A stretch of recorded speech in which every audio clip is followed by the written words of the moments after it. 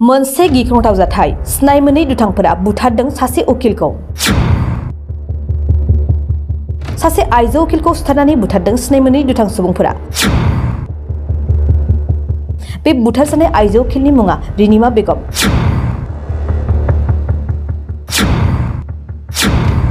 बरपेटा सहरनि साखाथियाव थानाय बानबारिया गामिनि थागिबि जेब्ला रिनिमा बेगमा गावनि बिब'जों बरपेटा सहरनि गंसे मेडिकेल क्लिनिकआव थांदोंमोन बे समावनो हरखाबै साथाम सुबुङा मटरसाइकेलजों फैना क्लिनिक मोनहां समावनो रिनिमा बेगमखौ गोफार टेकाजों सुथारनानै गालाङो।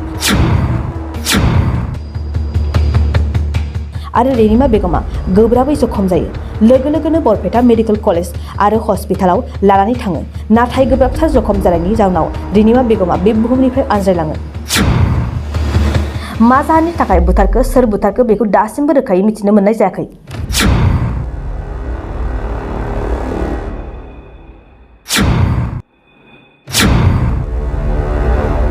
मोनसे गिख्रंथाव जाथाय सिनाय मोनै दुथांफोरा बुथारदों सासे उकिलखौ।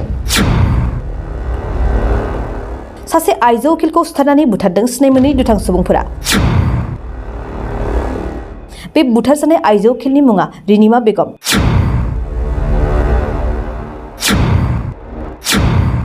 बरपेटा सहरनि साखाथियाव थानाय बानबारिया गामिनि थागिबि जेब्ला रिनिमा बेगमा गावनि बिब'जों बरपेटा सहरनि गंसे मेडिकेल क्लिनिकआव थांदोंमोन बे समावनो हरखाबै साथाम सुबुङा मटरसाइकेलजों फैना क्लिनिक मोनहां समावनो रिनिमा बेगमखौ गोफार टेकाजों सुथारनानै गालाङो।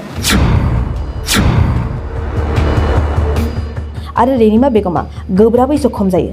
लोगो लोगोनो बरपेटा मेडिकेल कलेज आरो हस्पिटालाव लानानै थाङो। नाथाय गोब्राबथार जखम जानायनि जाउनाव रिनिमा बेगमा बे बुहुमनिफ्राय आनज्रायलाङो।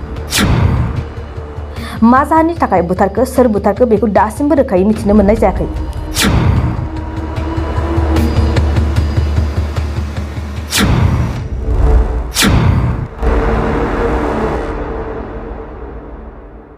बिटिआर हालामनि थाखाय मोनसे गोजोनथाव खौरां। 68थि भारत रत्न लकप्रिय गपिनाथ बरदलै ट्रफी जोलुर बादायलायनाय। बे बादायलायनायखौ गिबि खेबनि थाखाय बिटिआरनि सिङाव थानाय चिरां जिल्लायाव सोलिफुबाय थानाय मार्च दाननि गेजेराव खुंफुंनाय जागोन। Guwahati sports association in association with सुबुंथि फाउन्डेशननि बानजायनायाव देग्लाय चिरां थाइखाजरानि राइन' क्लाब गेलेग्रा फोथाराव 2022 इं 25 मार्चनिफ्राय जागायनानै 30 मार्चसिम जोबथा बादायलायनाय जागोन। गासै मोनब्रै गेदेर जोलुर क्लाबफोरनि गेजेराव बे बादायलायनाया जागोन। बे गेदेर जोलुर क्लाबफोरनि मुंफोरानो जाबाय north east united FC, united Chirang Duar FC, चिलं लाजं FC आरो आसाम रेजिमेन्टेल सेन्टार। बादायलायनायनि सम खाना होखानाय बादियै 25 मार्च खालि नर्थ इस्ट इउनाइटेड एफसि आरो United Chirang Duar FC, 26 March खालि शिलं लाजं एफसि आरो आसाम रेजिमेन्टेल सेन्टार, 27 मार्च खालि नर्थ इस्ट इउनाइटेड एफसि आरो आसाम रेजिमेन्टेल सेन्टार, 28 मार्च खालि इउनाइटेड चिरां दुवार एफसि आरो शिलं लाजं एफसि, 29 मार्च खालि आसाम रेजिमेन्टेल सेन्टार आरो United Chirang Duar FC, 30 March खालि नर्थ इस्ट इउनाइटेड एफसि आरो शिलं लाजं एफसिनि गेजेराव बे बादायलायनाया जागोन। जानो थांनाय बे बादायलायनायनि टिकेटखौ दानिफ्रायनो टिकेट काउन्टाराव होनाय जाबाय।